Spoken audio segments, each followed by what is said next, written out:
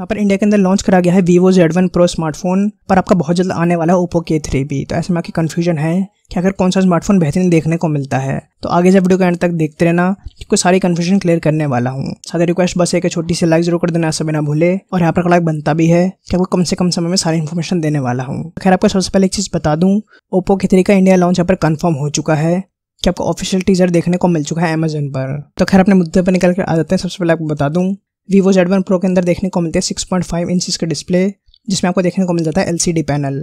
जबकि बात करें प्रोटेक्शन की, तो आपका अनस्पेसिफाइड है, यानी बताया नहीं गया है, यानी आपको कोई मजबूत प्रोटेक्शन यहाँ पर देखने को नहीं मिलती है। जबकि बात की जाए यहाँ पर देखने को मिलता है पंच होल डिस्प्ले। जबकि बात की जाए Oppo K3 की, तो उसमें भी सेम स्क्रीन साइज देखने को मिलता है 6.5 इंचेस का, पर यहाँ पर आपको देखने को मिलता है AMOLED पैनल। इन्हें आपको डेफिनेटली क्वालिटी बेहतरीन देखने को मिलेगी। और यहाँ पर बात की जाए प्रोटेक्शन की, तो वो भी बेहतरीन देखने को मिलती है, यानी गोरिल्ला ग्लास 5, यानी स्क्रीन के मामले यहाँ पर आगे निकल जाता है हमारा Oppo K3।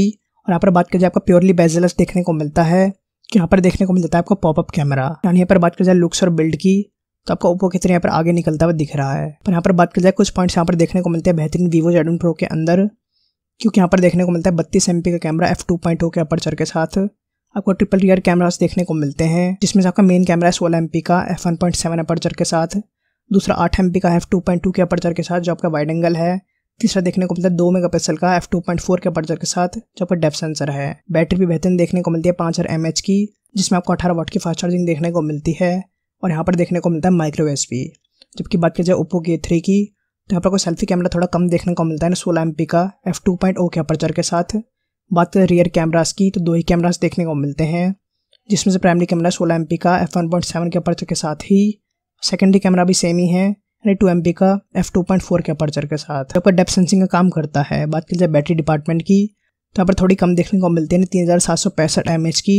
पर यहाँ पर बेहतरीन बात यह है कि थोड़ी सी बेहतरीन फास्ट चार्जिंग देखने को मिलती है 20 वाट की, और आपका USB-C टाइप देखने को मिलता है। वैसे कमेंट्स में एक चीज़ ज़रूर बताना, आपके प्रेफर करते हो माइक्रो USB या फिर USB-C टाइप। खैर यहाँ पर बात की जाए प्रोसेसर को लेकर, तो स्नैपड्रैगन 712 देखने को मिलता है आपको Vivo Z1 Pro के अंदर। जबकि बात की जाए Oppo K3 की, तो स्नैपड्रैगन 710 देखने को मिलता है। आपको गेमिंग के लिए बेहतरीन फ़ोन देखने को मिलता है Z1 Pro ही।